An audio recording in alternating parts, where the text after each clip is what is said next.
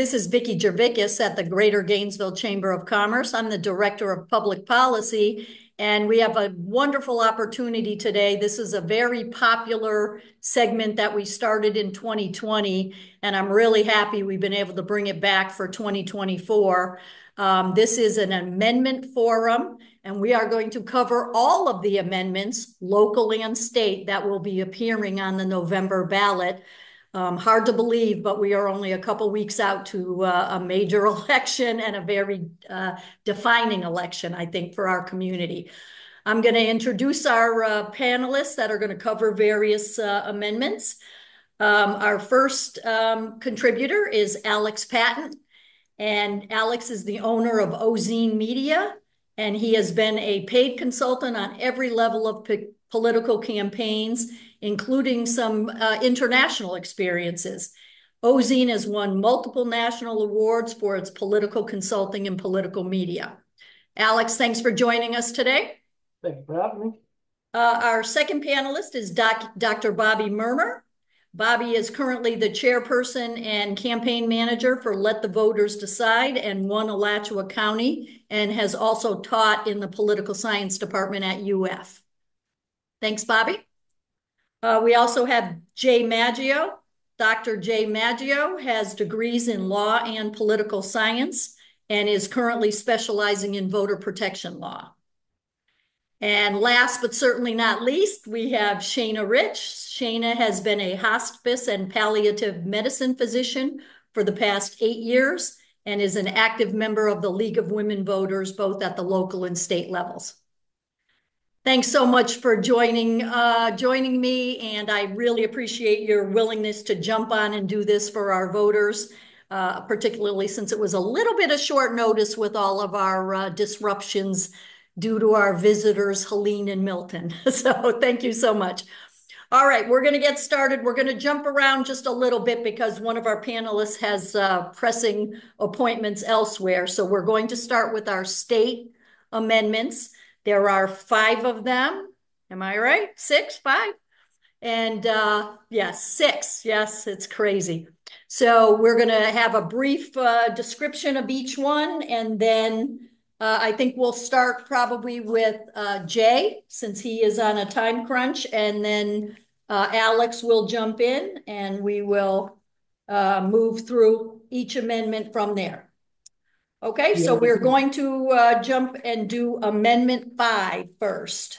Well, maybe we should do the affirmative. You want to do the affirmative first? Alex, go first. Okay, let's do Alex go first. Let me read the summary just so everyone is clear as to which amendment we're talking about. And again, this is Amendment 5, an amendment to the state constitution.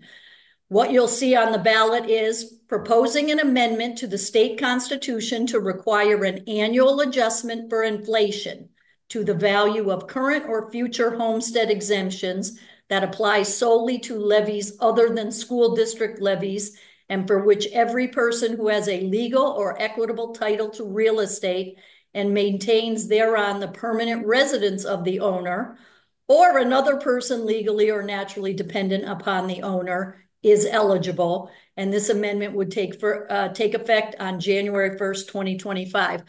Don't know why anyone would have trouble understanding that. Alex, enlighten us a little.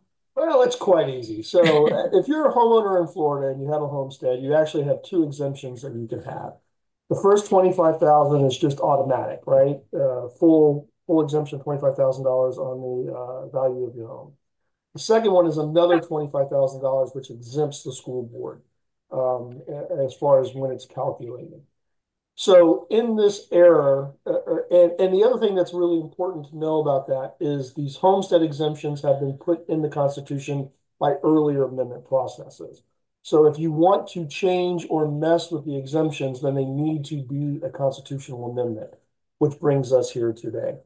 So I think the logic behind this one is that, you know, in an era where everything is increasing in price, insurance is increasing in price, taxes are increasing in price, these $25,000 exemptions are hard coded into the Constitution, and they're not indexed to anything to allow them to increase with the value of homes and the value of property. So I think that's what this amendment is attempting to do, is to index this to the rate of inflation every year, to be annually adjusted only on the second exemption of the $25,000 minus the school board exemption. And I think that's just an effort to keep local revenue, local government in check and allow these exemptions to increase as inflation increases over time. Okay. Jay, give us your thoughts.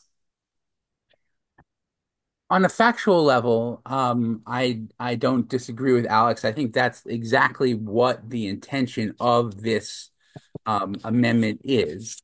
And on face value, it has appeal. I myself am a homeowner, and you read it and you think, I of course maybe would not want to pay increased taxes as inflation goes up and the appreciation of my house would go up.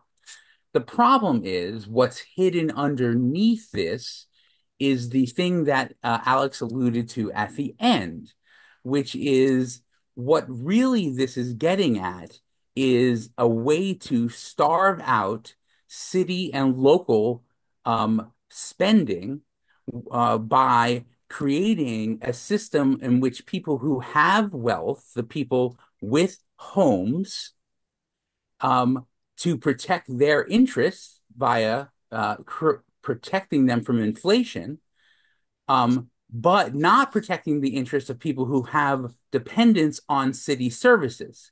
So let's think about this. If inflation goes up and somebody is dependent on city services, my taxes are protected as a homeowner and an upper middle class person um, from increases in taxes. But the person who's relying on city services, their services may be cut or not increased, but the value of their dollar might go down because the cost of milk has gone up. So this is just a redistribution of wealth, as is you would expect from the legislature, from poor people to people who have wealth already. It is also going to create, because of the way it's set up through lineage, two systems. One, a system of people who have houses now and their lineage, and new people who are coming into Florida who will have to buy houses if there is inflation. Of course, this is betting on if there is inflation at a new rate of taxes, which could hurt the industry of building in Florida and the housing industry. Overall, this is one of those things that looks good because it appeals to people's self-interest of cutting their taxes, but in the long run will hurt the poorest of people, will create a two-tier system of people who own houses now and people who will own houses possibly later who will pay more. And this is where I think maybe conservatives and liberals and people on different perspectives can agree. If it hits people hard enough, could possibly encourage Florida to create an income tax to make up for the revenue that is lost due to the decrease in property revenue, which is what happens in other states like California that have done similar things like this. Thank you. Alex, a I little mean, yes, but I would probably take a little bit of exception on, somewhat of the notion of, this may lead to an income tax. I mean, if you know anything about the Florida legislature, there's not going to be an income tax. I would doubt that would actually, happen. I would say that some of the same arguments are the same things that we heard on Save Our Homes exemptions, those types of things. But I think this appeals to a lot of people just for the sake that it may act as a check on local government spending. okay. All right. Are we good with Amendment 5? All I right. think I think we've been heard. Okay, very good. Thank you so much. All right, Thank we're you. gonna Thank leap you, back. Alex. We're gonna leap back to Amendment 1 now.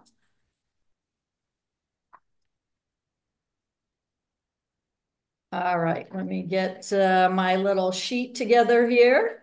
Okay, Amendment 1 is the establishing school board elections as partisan. And the ballot language is proposing amendments to the state constitution to require members of a district school board to be elected in a partisan election rather than a nonpartisan election, and to specify that the amendment only applies to elections held on or after the November 2026 election, general election. However, partisan primary elections may occur before the 2026 general elections for purposes of nominating party candidates to that office for the 2026 general election. All right, who's going to take the yes?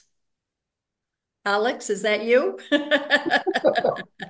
Yeah, I mean, this is another one that has been hard coded in the Constitution. And so if you want to have partisan elections at the school board level, you have to put it in the Constitution. So this is one that's been sponsored by the legislature, an attempt to do this. I mean, the pro side of this would be like voters are entitled to all the information they can have or should be able to make their decisions. And one of the biggest clues and shortcuts that voters will use is party identification, right? I don't need to know everything about every school board candidate or every school board race.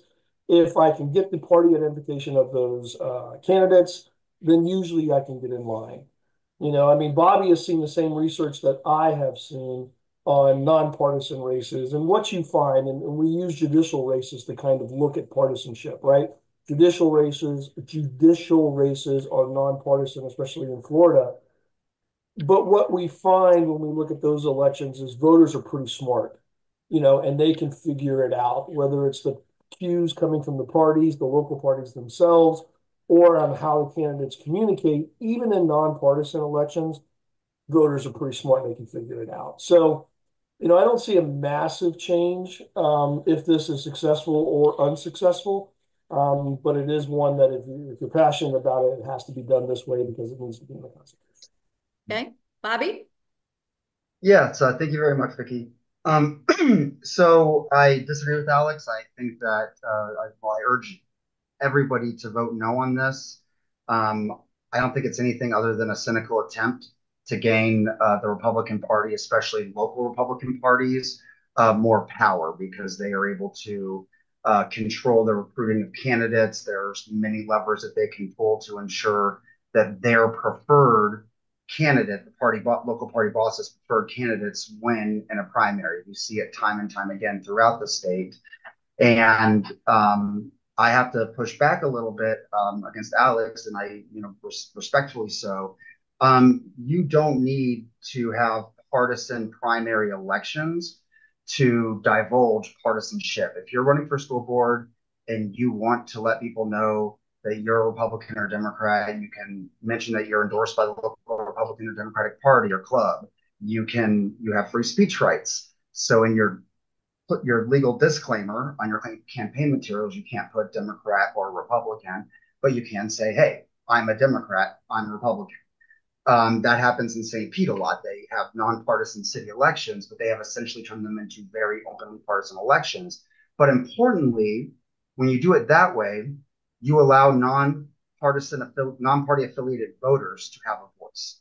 And that's the second big problem with this amendment. It disenfranchises all MPA voters who are not comfortable pledging allegiance to a party by registering with that party. It shuts them out of the primary. And in most Florida counties, what you're going to find is that whoever wins the Republican Party, if it's a Republican county, or the Republican primary, if it's a Republican county, or the Democratic primary, if it's the Democratic Party, you're going to find that that's the candidate who's going to win the general election. So you're mostly disenfranchising MPAs, but you're also disenfranchising, in a less directly, the voters from the minority party. So I think those are the two biggest problems with this. One, just giving more power to unelected party bosses, and two, disenfranchising MPAs and also minority party voters. But lastly, school boards have enough to worry about as it is. There's enough they have to struggle with to make things work. We see this especially in Alachua County. I think throwing outright partisanship, and especially in an era of polarization on the school boards, it's just going to open a Pandora's box. So I urge everybody to vote now. Okay. Alex, any follow-up? I mean, Florida has a closed primary system, right? And, as far as this disenfranchising of MPA voters, I just would disagree with that. I mean, in our closed primary system, if you want to vote and have a say in who should be the Republican nominee or vote and have a say in who should be a Democratic nominee, then you need to join the club. We don't allow people that aren't in the club to vote for their members. And so again, I don't think it's going to be that massive of a change. In fact, I think locally for Alachua County, if this passes, it probably will actually help the Democratic Party and the Democratic candidates, just follow the partisanship of the county. So, yeah, I think it's just it's another piece of information the voters can use to help align themselves with candidates. Okay. Okay. We feel okay about that one? Amendment Yep. one? All right. Yep. Very good. All right. Let's go on to the next one, which again, I do think seems straightforward, but there's a little bit more to it than that maybe it appears from the language. Amendment 2, establishing a state constitutional right to hunt and fish, proposing an amendment to the state constitution to preserve forever fishing and hunting, including by the use of traditional methods as a public right and preferred means of responsibly managing and controlling fish and wildlife. Specifies that the amendment does not limit the authority granted to the Fish and Wildlife Conservation Commission. Okay, who's going first on this one? Clear as mud, right? Clear as mud. You know, I think the question, when I read this, the question that pops in my mind is, what do we need this for? Yeah, so if it's okay, we can start with the negative position first, the no Sure. position. Yeah. Yeah. So that's a great segue, Vicky. This amendment is nothing but a solution looking for a problem. The hunting and fishing industries are booming in the state, and they're so tied into the tourism industry, as well as many regional cultures throughout the state, that any future threat to hunting and fishing legislatively is inconceivable. It's just not going to happen. And we need to send a clear signal to legislators that we are tired of these unnecessary ballot measures. So I guess that's the first thing that comes to mind when I think about this amendment is like, what problem is this trying to solve? Um, and but more recently, we have discovered that it might actually pose a threat and be quite risky. So because the amendment is vague, not just the ballot summary, if you look at the actual underlying amendment, it is extremely short, extremely vague. It prevents very real risks to both the responsible fishing industry and public morality, because there's an argument that could be made, and courts are going to have to hammer this out, that this amendment will allow gillnet fishing, which is where you basically you have a net on the bottom. There's lead, so it sinks to the bottom. The top there's little flotation buoys, so it floats, and you catch all the fish that enter into the net, and that depletes fish stock to unsustainable levels. So responsible fisheries, responsible fishermen and fisherwomen and fishing companies, they will be damaged. So we could actually be damaging our fishing industry, both recreational and industrial fishing, with this. And this should also be offensive to our public morality, because arguably one traditional method of hunting is bear trapping.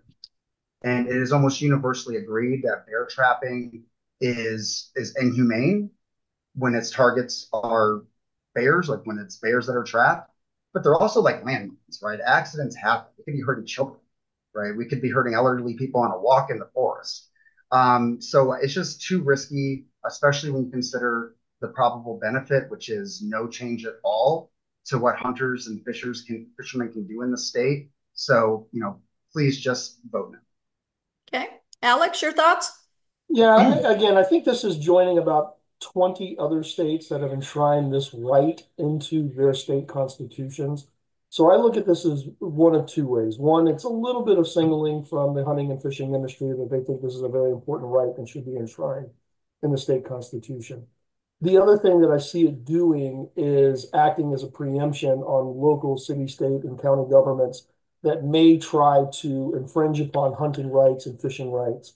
And using Dr. Murmer's example, of maybe putting restrictions or outlaws or bans on bear traps, for example.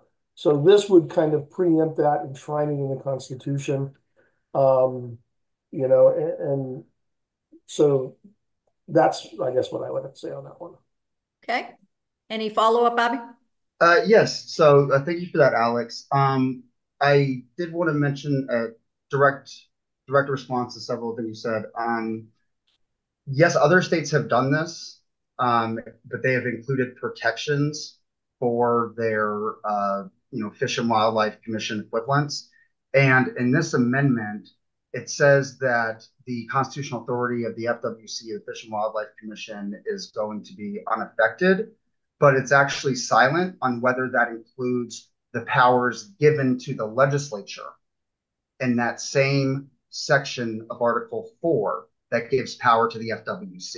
So even if the FWC is not disempowered, you can argue that this amendment disempowers the legislature from actually empowering the FWC, which it currently can. You also said you think that this might be trying to preempt local restrictions on hunting and fishing.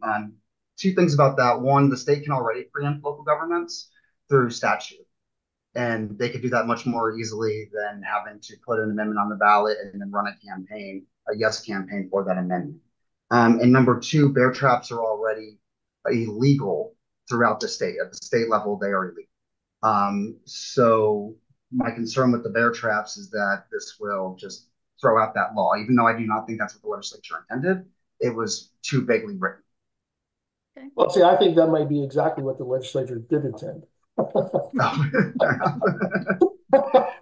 I'm trying to give as much credit as I can.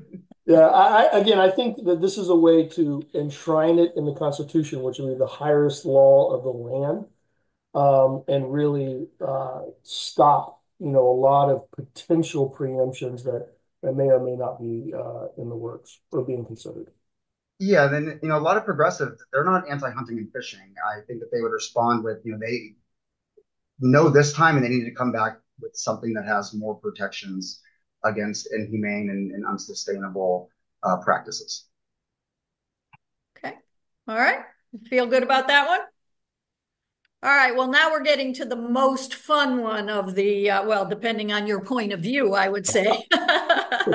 I could probably say controversial, although I'm going to save that for Amendment 4. But now we're going to talk about Amendment 3, which is the recreational marijuana legalization.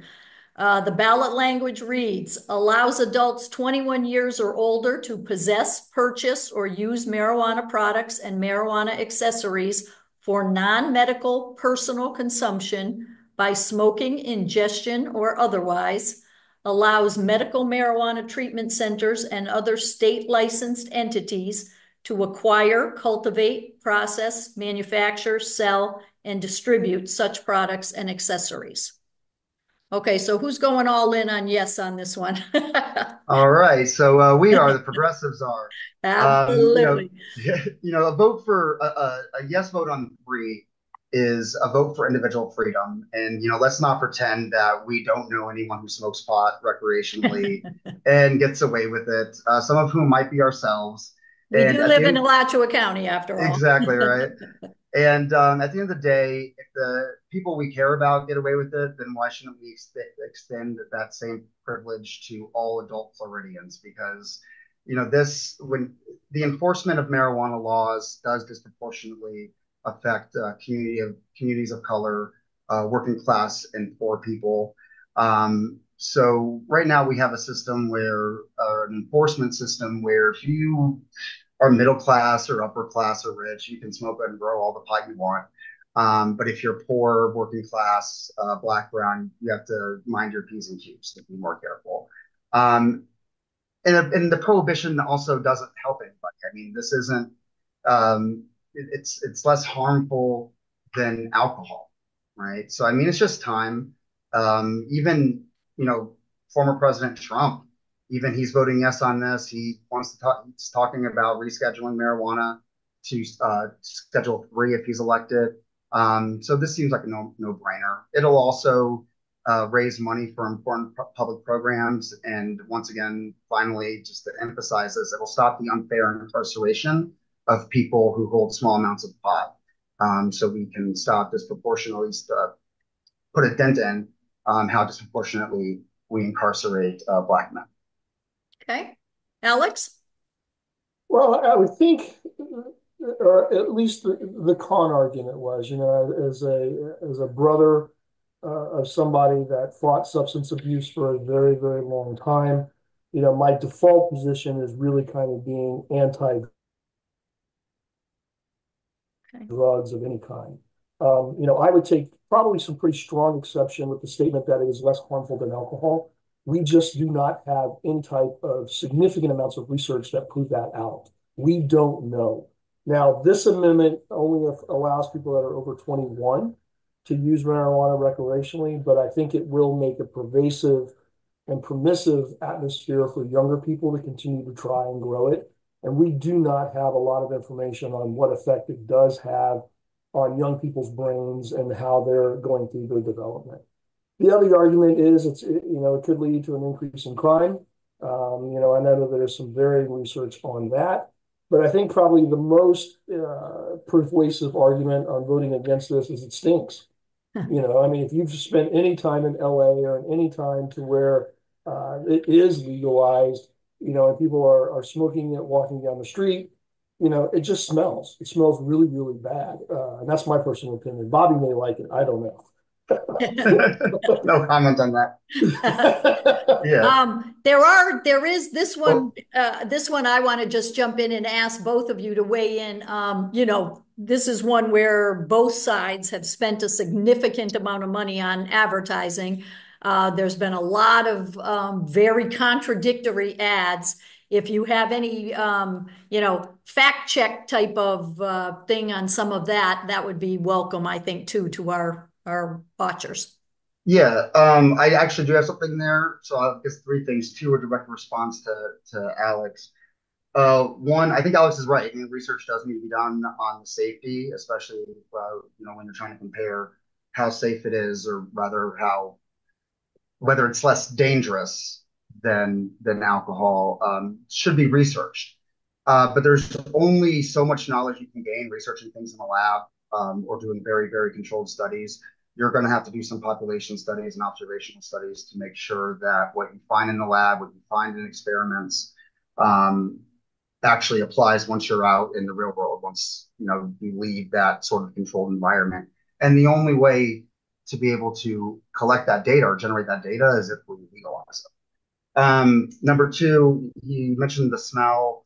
He also mentioned, kids getting their hands on it. Nothing in this amendment prohibits the state legislature from regulating marijuana, including, they could do smoking bans on in public property, no smoking in cars. There's things we can do about that. As far as the disinformation coming, and by the way, I'm not accusing Alex of spreading any disinformation No, no, here. no. He is not. This is I'm Yes, talking I'm about talking. paid campaign ads and mailers that we've all seen and been getting in the mail. Yes, absolutely. Yes. So this is not a response to Alex. It's a response to that. Mm-mm. They keep saying that that they're specifically targeting the No campaign is targeting pot smokers, saying, "Oh, this going to disallow you or prohibit you from growing your own. This is going to entrench a monopoly, a true leaf monopoly in the state," and that's simply false.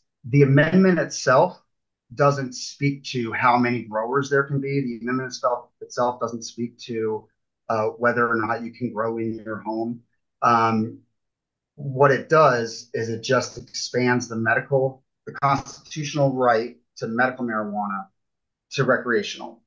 The state legislature, the state legislature is the body that said that there could be only a certain number of growers and only a certain number of distributors. That was the state legislature.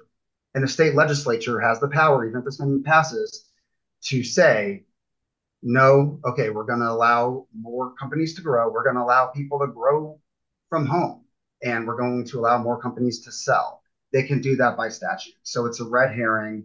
And unfortunately, it might work, for their side. But I do hope that this information is cleared up and that people understand that it is the legislature that has established a monopoly, or more accurately, an oligopoly of growers and distributors here in the state of Florida. And they can also dismantle that oligopoly. Okay, Alex? Well, I think what's really important about, especially on these really highly controversial ones, right? The thing to remember about any ballot initiative, they are easier to defeat than they are to get over the finish line and get them approved. Especially with the requirement of Florida's constitution, if you want to amend it, it needs to be a 60% or more vote. So if you are on the anti side of any of these amendments, the general strategy is to create as much doubt as possible, to interject as much uncertainty into the equation. Because traditionally, when voters are uncertain or if they are a little bit hesitant, they're going to revert back to the status quo and usually vote no. So I think, in any of these amendments that you're considering, and we're seeing the advertisement coming from, especially from the anti side, it's a deliberate strategy to create and kick up as much dust as possible. And I do think Bobby is right. I mean, we have already seen initial bills being drafted and filed on the regulation of smokiness, and banning it in restaurants and outside. Um, so I do think the legislature would have a lot of say in future and how this looks if it were to pass. Having said that, the biggest proponent of these are large marijuana companies that have significant amount of resources that are dumping into this. So they would have significant amount of lobbyist resources in order to shape the legislation, even if we're, the enacting legislation that were to pass after these things. So I think it just comes down to a personal choice. Do you want marijuana to be legal in Florida for recreational use, or do you not want it to be? And all of the details matter, but I don't think they're as critical as that just kind of fundamental choice. Can I just make a statement? Please So, do. as a physician who works in palliative medicine, I have a lot of patients who ask me about medical marijuana, and I will say there are a couple of things. One is for a lot of my patients, they cannot afford the expense out of pocket to go through the steps to be able to get medical marijuana. And so right now, some of them unfortunately are just buying them on the street as a result. And so, to me, that's obviously a big concern, because that does lead people to being at risk of overdosing on fentanyl even, because it is really mixed in with a lot of these other things. The other thing is, we can look at the other states that have passed recreational marijuana. And so, from what I have read, I do try and keep up with this literature. It does seem to be a pretty safe drug for people to take. It does, in the emergency room, you really do see the effects of alcohol in a tremendous way, and you just don't see it the same way for marijuana. I am not necessarily for or against this particular thing, but I think those are the most important things from my perspective, is that there are people who will benefit from this because they want it to be safe, but they feel like they want to be able to access it. Okay, terrific. Thank you for that addition. Alex, anything to put this to bed? The only other thing I would add is all the polling is showing us that this is right at the cusp of either passing or failing. So you need 60%. I saw a poll this morning. It's at 60%. I saw another poll earlier. It's at 59. So, if you do have an opinion about this, your vote is actually going to be very critical on this amendment. Okay, terrific. I like anything that gets people out to vote. So, all right, now we're going to jump to, the one that nobody's talking about at all, that, nobody has any opinions on, and that is Amendment 4. And that is right to abortion. No law shall prohibit, penalize, delay, or restrict abortion before viability or when necessary to protect the patient's health as determined by the patient's health care provider. This amendment does not change the legislature's constitutional authority to require notification to a parent or guardian before a minor has an abortion. Shayna, you want to go first on this one? And again, I would like to hear any and all opinions because again, this one has a lot of money thrown out of it on it and a lot of very differing and opposing statements in our media and in our, social media sources. So, this, as they've already pointed out, each of these amendments needs to be very specifically targeted to a single issue. And this one really is about government interference into abortion.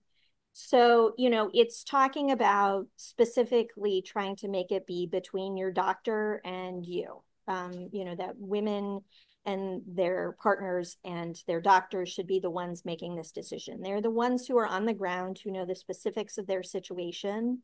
And it doesn't really lend itself as a healthcare circumstance to blanket definitions. I mean, I will tell you from my perspective, the reason I got involved in this issue is because I've talked to, I've taken care of patients where they had a very wanted pregnancy, where it turned out that they had a fetal anomaly and the baby was not going to survive.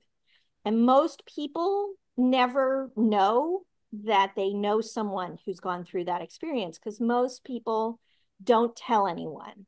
And they're not going to go public. They're not going to do something on a TV ad. I've also taken care of, one of the more controversial situations. There's been an ad out about a woman who got diagnosed with a brain tumor while she was pregnant. And most people don't realize that if you're pregnant, you have all these hormones that make it so that you're actually more likely, disproportionately likely to be diagnosed with a cancer, because something like a breast cancer will tend to grow based on those hormones. And so, in that situation, I can't give you any treatment that isn't going to be at risk for harming the fetus as well as you, because every treatment for cancer is targeting fast growing, fast dividing cells. And that's exactly what a baby is, right?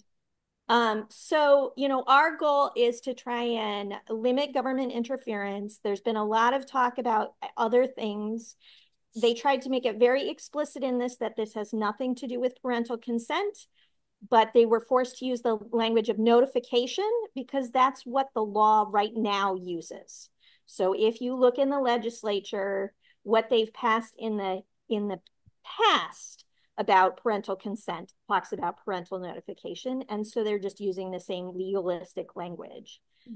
It's a situation where obviously I expect that reasonable people can disagree about the specifics of any situation, but the goal of this is to end the current, severe, harsh abortion ban and to make it so that it's much more specific.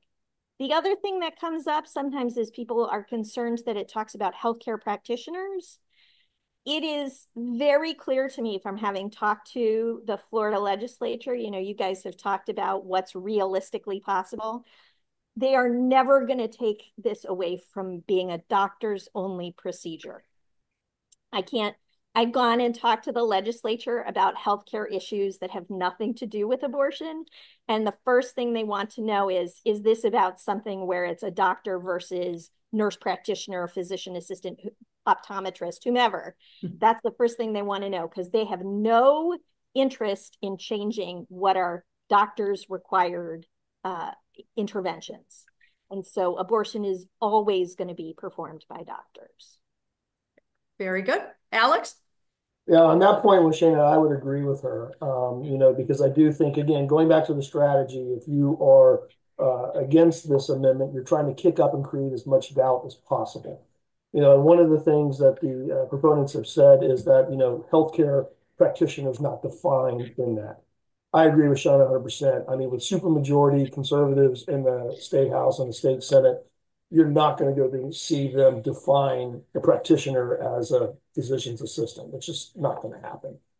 But again, this ironically is this entire debate is a response of the Florida legislature, moving from what used to be 15 weeks in Florida down to 6, likely because we got caught up in a presidential campaign. So you're seeing kind of a pushback and a rebound on that. So again, I think that the proponent's strategy is to kick up as much dust as possible, saying that something like this doesn't belong in the Constitution. It should be done by statute, which would give the legislature more flexibility to do that. And I guess, and the people that are pushing it are probably going to say, well, there's a log jam in the legislature. We need to get past that this way. So this really just comes down to, do you consider yourself pro-life? Do you consider yourself pro-choice? But Bobby and I could probably have a very long discussion about ambivalence and abortion and how people, it's not that cut and dry for a lot of people. There are a lot of people that have a strong, strong dislike for the procedure of abortion, yet feel it should still be legal. So this vote, I think, comes down to a very personal choice for a lot of Floridians. The effect of this would be, if you vote no on this, then Florida's law remains that abortion will be legal up until 6 weeks. If you vote in favor of this, then that restriction would go away. We've already addressed the healthcare practitioner. I don't think that's an issue. I think that's an issue in the campaign. I don't think that's a practical issue. The other issue of does this belong in the Constitution or not, voters can decide that. And then I think the only other really, I think, honest discussion we could have is there is no definition of what viability means in this constitutional amendment. It just says up to the point of viability. Generally talking or considering, I think most healthcare practitioners would define that around 24 weeks, give or take a week or so. Again, if you are trying to defeat this amendment, you're looking for things to kick up as much dust to create as much doubt as possible. So that's how I would kind of honestly say this, but I think if you set the details aside, this is just going to come down to, do you consider yourself pro-life or do you consider yourself pro-choice?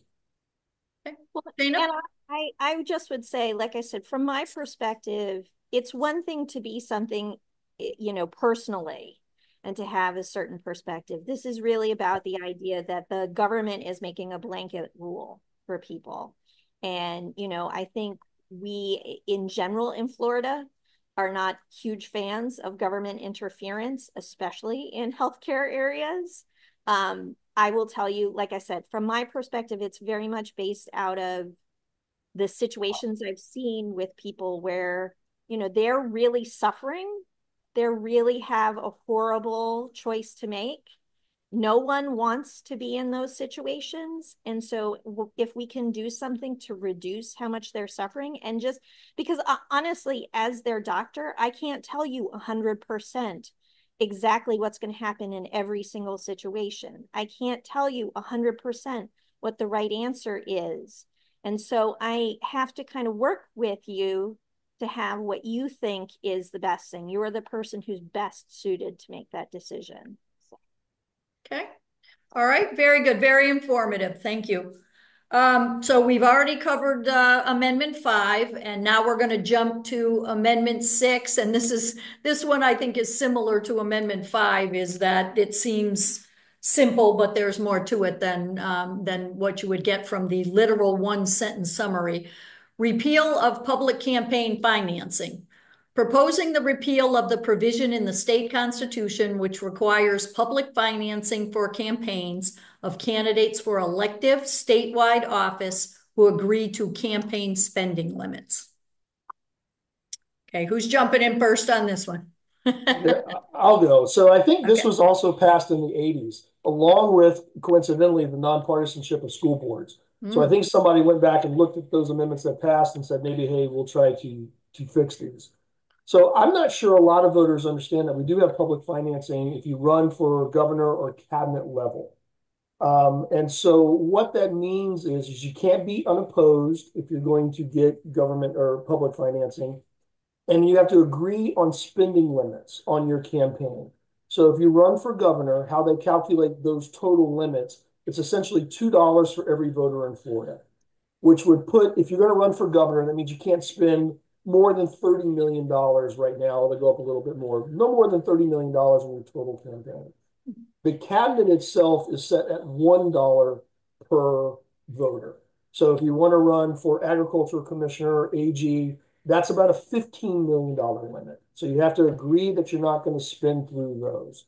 There's another requirement on there that you have to raise at least $150,000 so that I can't decide I'm going to run for governor and just get public financing. And then the other one is that you have to limit your personal funds that you loan to the campaign or that you put in at $250,000. So to qualify for public financing, you've got to agree on total limits and you have to agree on personal limits. So, and to kind of give you an idea of the scope of this, right? So in the 2022 election for governor, it was about $12 million of public money that went into the gubernatorial campaigns. Ron DeSantis got about 7.3 million. Charlie Crist got about 3.9 million. So it's not an insignificant amount of money, but it's not all, so in total, Ron DeSantis spent $25 million on his campaign. Charlie Crist spent $18 million on his campaign. So not insignificant, but not a majority of it. So, the thought being when this was put into place is it would allow people to, try to even out the competitive field a little bit more. The campaign finance laws with the Supreme Court decision and some of the decisions that have been made in Florida legislature, I mean, there's not too much that anybody can't do right now as far as money flowing into campaigns. So I think this is just a matter of voters, do they think that this type of program allows people to compete a little bit better and even the playing field? Or is it just kind of a quaint thing that's still there that really doesn't matter that much? So that's your vote. Do you think that you want to help prop up some campaigns that maybe can't raise the type of money? Now, the flip side of that is, special interests taking over the world and they're going to fund every campaign. Well, with super PACs in this era, yes. Mm-hmm. What Yeah, do you think, Bobby? yeah, so Alex, his closing remarks there sort of made my point for me, but I'll still give it a shot. So, I mean, we all probably agree that each person should be given one and only one vote. But in reality, people who can donate huge sums of money to candidates and PACs, or people who can donate huge sums of money to themselves as candidates, have more influence in elections. And influence in elections directly translates into influence in policy, what government does. So we all agree that every person should be given one and only one vote. But because of our campaign finance system, we are giving a little more influence, a little sort of extra unofficial vote to the wealthy.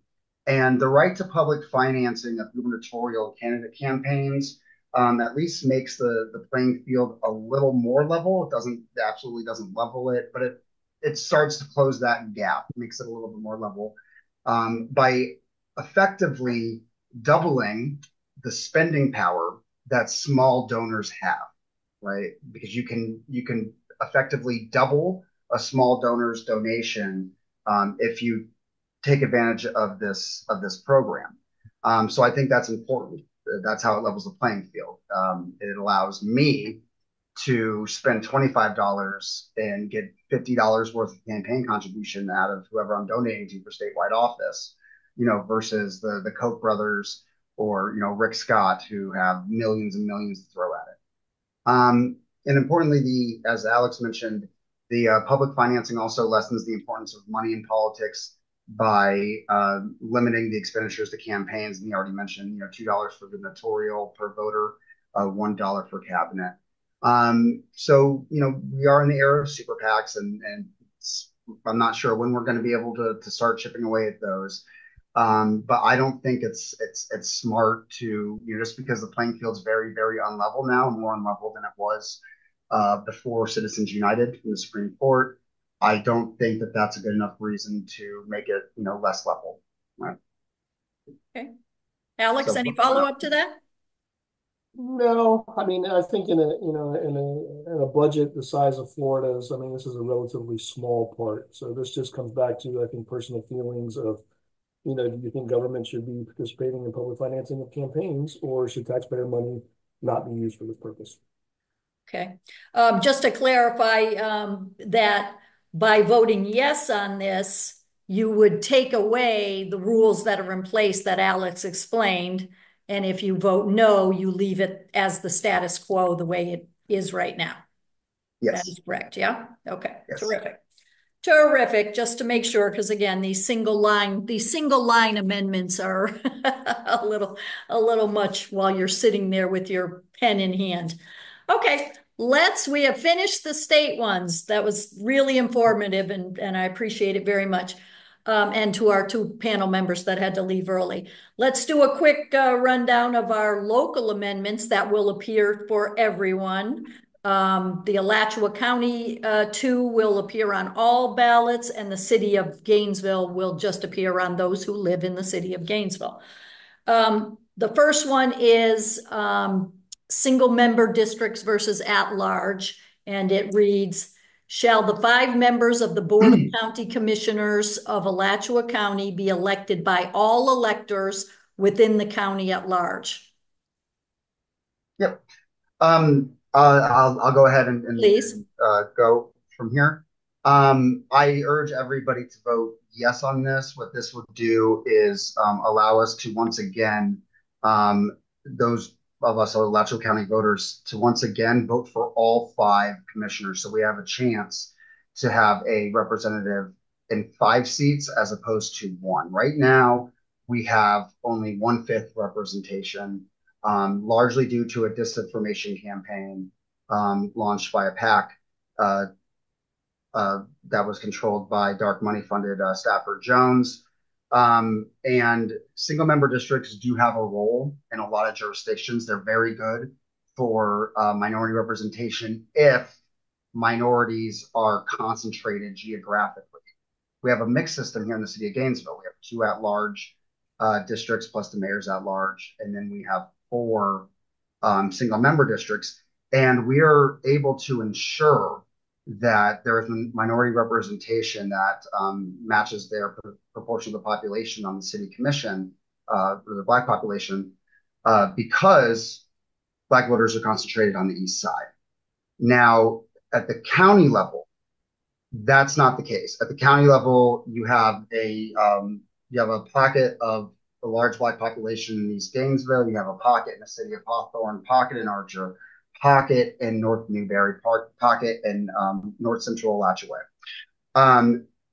We have had people, students at UF, students at Santa Fe, local political operatives try to draw a map that would create a majority minority district here in Alachua County.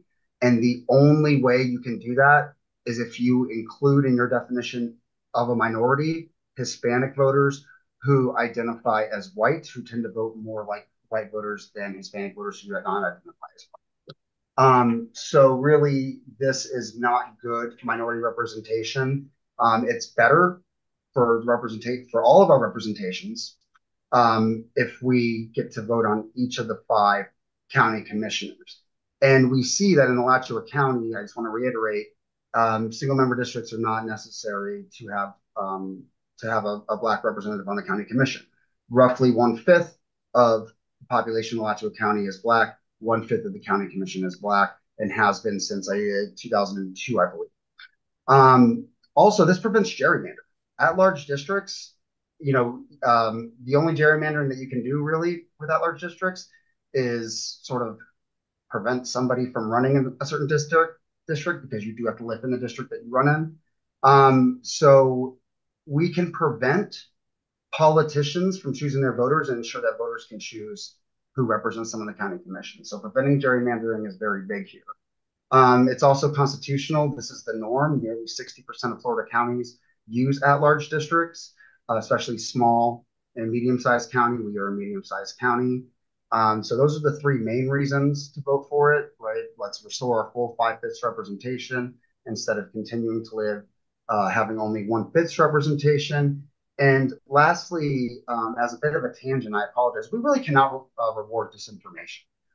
This passed narrowly, single member districts passed narrowly in 2022 because Stafford Jones had sent out this mailer implying that Rodney Long, Chuck Chestnut, and the NAACP supported single member districts.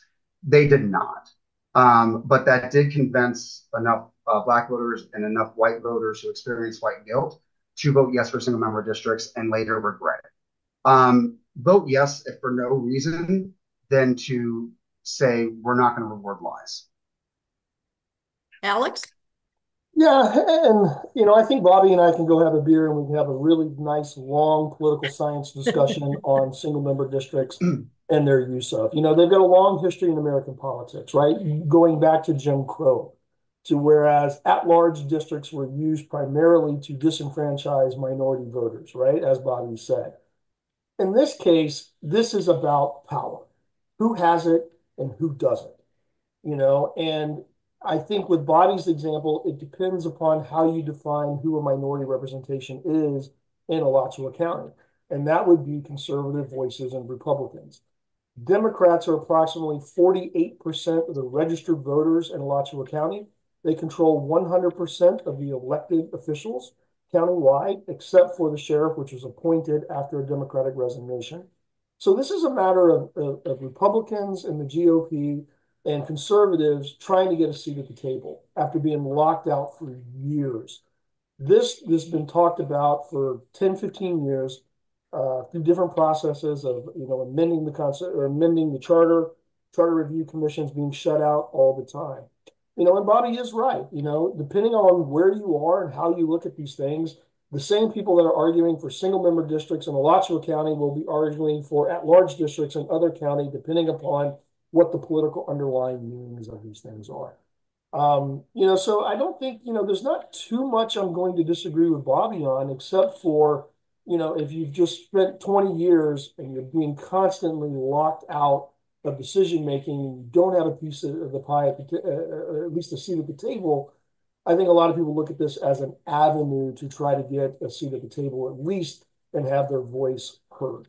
So I think that's the argument for single member districts in Alachua County.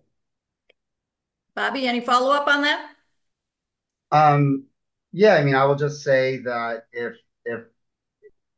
if conservatives are wanting to have a seat at the table, as Alex says, there's something they can do under at-large districts, which is moderate and make themselves palatable to Alachua County as a whole.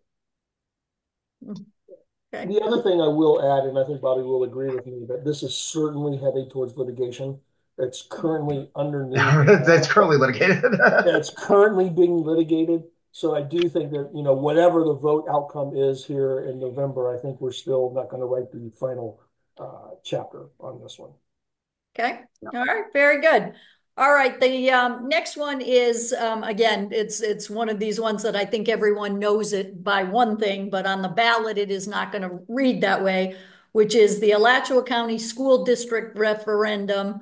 Shall the Alachua County School District's existing 1 mil ad valorem tax be renewed beginning in July of 2025 and ending 4 years later in June of 2029 for necessary operating expenses to fund school nurses, music, art, and drama programs, school library programs, school counseling programs, band and chorus programs, academic magnets, career technical programs, and to update classroom technology with oversight by an independent citizens committee.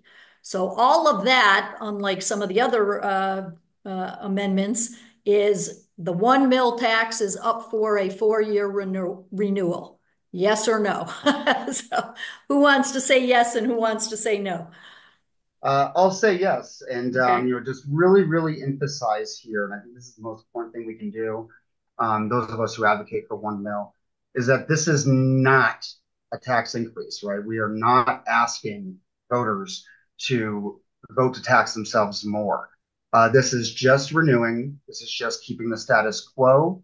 And our schools have been starved of funds more so lately than they have been. They have never been fully funded, but with recent universal voucher programs, charter school expansions, they've been starved even more, and we cannot afford to we can't afford to shortchange or nickel and dime our school district any more than the state already has. And again, this doesn't change anything.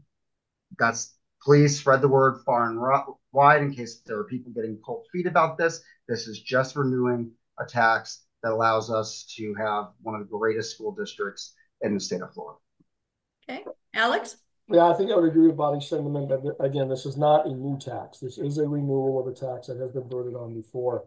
I think my major concern is this is going to be conflated with basically a proxy vote on the approval or disapproval of the school board.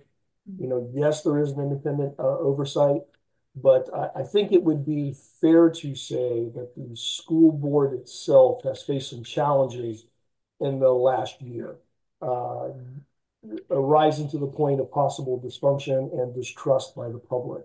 So that's my concern, is that this vote gets mushed together with an approval or a proxy for the school board performance. Okay. And I will say, from the Greater Gainesville Chamber perspective, this is the one amendment we have come out for and are advocating for. And the one thing that they do not, I don't think they mention in the list of wonderful programs that support this, they do say to fund school nurses, but in fact, it guarantees a school nurse in every school. So voters, keep that in mind as you're considering this. All right, well, we've come to the last one, and I would say, despite many challenging amendments on the ballot locally, this is probably the most challenging amendment. And I know both of my panelists here are going to say that this is under a lot of potential and current legal wrangling, but let's talk about it a little bit. This is the City of Gainesville Charter Amendment. Shall the City of Gainesville Charter be amended to delete Article 7, eliminating the governor-appointed Gainesville Regional Utilities Authority and its appointed administrator that manage, operate, and control the City of Gainesville's local public utilities, and placing that responsibility with the elected City Commission and Charter Officer, and eliminating limitations on the government services contribution and utility directives. Let me know what you think on this. All right, yeah, I'll go ahead and go first. I urge everybody, the ballot title for this is local public utilities. I urge everybody to vote yes, to get rid of the DeSantis appointed board and keep Gainesville local, because a yes vote will return local control over our electric and water wastewater systems to the owners of GRU, who are Gainesville's citizens. And this isn't an absurd desire to want home rule over our municipal utility. We're currently the only municipal utility controlled by a governor in the entire country. I could not find another example of a local municipal utility being controlled by a governor. And GRU doesn't OUC, aren't they controlled by an advisory board appointed in the same way?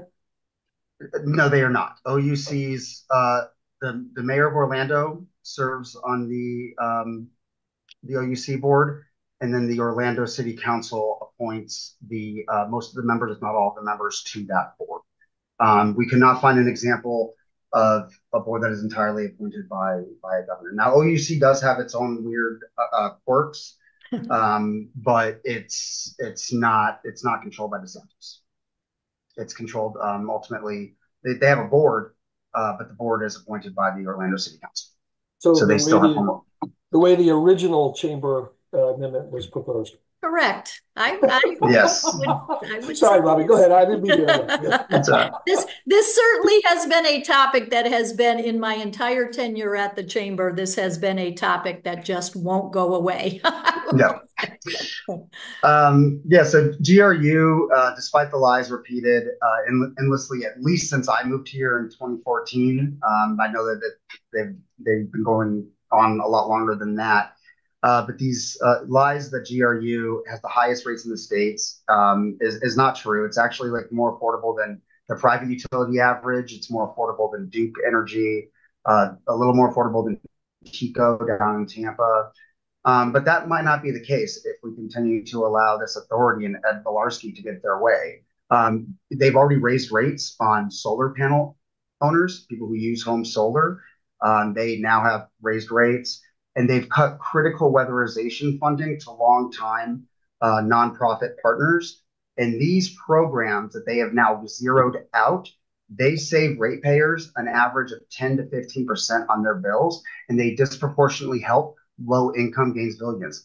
And by the way, are offered not just to City of Gainesville residents, but they are also offered to anybody in the GRU service territory, including if you're living in the unincorporated area of Alachua of the GRU service territory.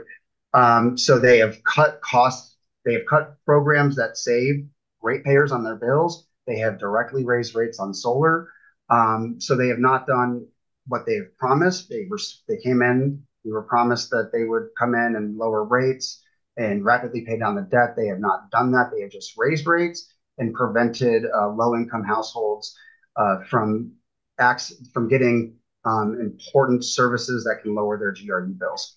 And lastly, one of the great things about a public utility is that we can use them in part as a way to put our community values into practice. And Gainesville wants renewable energy, and Gainesville wants sustainable energy. And GRU is moving in that direction under the previous governance scheme. But that's now been rolled back by the authority. The Origis solar farm is being put at risk by Ed Bilarski. Again, they've disincentivized solar panels. At one recent GRU authority meeting, the silviculturists, the people who provide the wood to our renewable energy plant to generate renewable energy, they say that orders for their wood, which is the fuel for that plant, have been cut in half. So we're relying more on gas. GRU is not operating with Gainesville values. And we can reverse this by voting yes on local public utilities, once again, to kick out the DeSantis appointed board and to keep Gainesville local and have GRU once again reflect our community values. Okay, Alex? Yeah, I think a lot like Amendment 1 of the at-large vote, this is about power, right? Figuratively and illustratively. It's about who controls the utility and what vision we're going to have in going forward. Unfortunately, this entire issue has turned in almost to the Hatfield and McCoys, right? Every action has got a rebound action, which is more significant and more at times petty. So we're in a situation now to where do you want to have some type of independent board, or do you think that the city commission should return to it? Some of this ill will is directly reflecting on some of the decisions the city commission made. And over the years, there have been different things that have been proposed, such as an advisory board, which was not successful. And then this route through the state legislature in order to put this independent board, or at least the non-city commission board in place to make these decisions. And like Bobby said, I think it's a matter of, what do you as a community value? Do you value affordability and reliability, or do you want to add on top of that and reliability, affordability at all, and some other things? So, I do think that the jury is a little bit out on this board. It is still relatively new, especially with the challenges the board had in its initial formation on whether the appointments were legal or not. But regardless of what this vote is going to be in November, it is almost certain to be subject to significant litigation and moving forward. I think the die is cast here, and I think it just comes from your perspective on, who you think should have the power to control the power. Okay. Yep. Yeah, so I just have one response to Alex. So Alex said, or first, I guess maybe a clarifying question of Alex. You said, do you want affordability and reliability? Are you saying that that's what we currently have, and that it's your perspective that if we keep the authority, we will continue to have affordability and reliability? No, I'm saying that's kind of the two major driving pillars of the utility industry, right? Is Yes. they try to deliver an affordable product that is also extremely reliable, period. I do think that there are other people in the community that want affordable, reliable, and other things. You know, like you said, either we want to push renewable energy, we want to do other things that are outside the scope of just reliability and affordability. And I think that's where we're getting a little bit crosswise on some of the discussion. Yeah, and I think that's good. And yeah, I think that does create some friction. You're definitely right there. It'd be hard to argue against that. But I did want to point out, since you brought up affordability and reliability, that under Belarski and the authority, we have actually done things that have, or the authority has done things that put the current affordability of GRU at risk. One, it is universally agreed to in the industry that solar is more inexpensive than gas, especially when you factor in the unpredictable nature of gas prices over the long term. Yet he's putting our solar fund at risk, and he's doubling down on natural gas. Edwards and the authority are seemingly obsessed with natural gas, which, if there's another natural gas spike, will put affordability at risk deeply. But even currently, we could be saving more money in the long run and making our utility more affordable if we invested more in solar, and they refuse to do that. Also, he's putting the diversity of our energy generating portfolio at risk by cutting the orders for wood for the Deerhaven renewable plant, because that might put the silviculturists out of business. They are seriously concerned about that. And one of the things that bond rating agencies like is how we actually can use the Deerhaven renewable plant as a hedge against skyrocketing gas prices if there's a period of very, very high gas prices like we experienced a few years ago. So affordability, that the authority of Belarski has already put it at risk. Reliability, you had the head of water wastewater say that currently their wastewater department is not staffed enough to ensure reliability, ensure the health, safety, and welfare, or the health and safety of GRU customers and Gainesville residents, and warned that they not cut further positions, and they have. So we have had someone who risked their job to come out and say, hey, look, you are putting, with your decisions authority, GRU authority, you are putting the health and safety of Gainesville at risk because you're not investing in water wastewater relationship. So just wanted to point that out. Yeah, I do think the solar discussion is really interesting because I think you see this at a utility industry, right? They don't necessarily disagree with solar. They just want to be able to build it and put it into their rate bases. What they don't like is the net metering solar.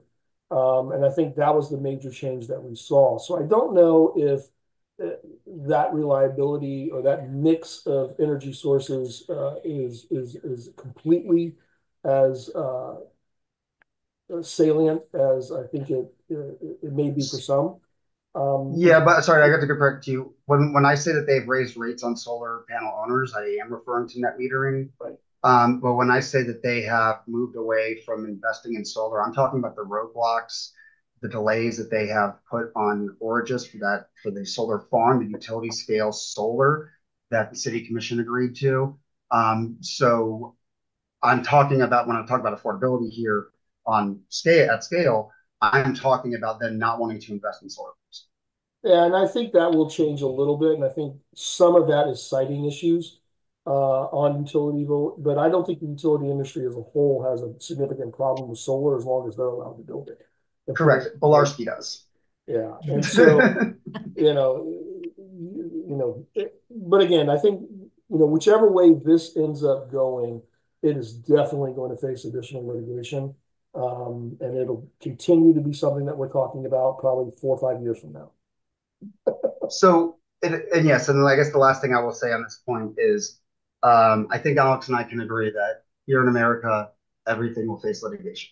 That is correct, especially when it comes to politics. This is the society we live in. Well, listen, guys, this was really fabulous. I think the time flew by. I know I learned a lot, and I hope our viewers learned a lot. And I will close out by saying I know this is something the three of us and our two other panelists could will agree on, that regardless of where you stand on any of these issues or any of the candidates, this is your opportunity to make your opinion heard and to have a voice in how things are run both locally and in the state and in the country. So don't lose out on your opportunity. We are in the middle of early voting. It's just started. You have multiple opportunities to vote. Make sure you get counted by November 5th. Thanks so much again, you guys. I appreciate your Thank you, input. Vicky. Thank you, Alex.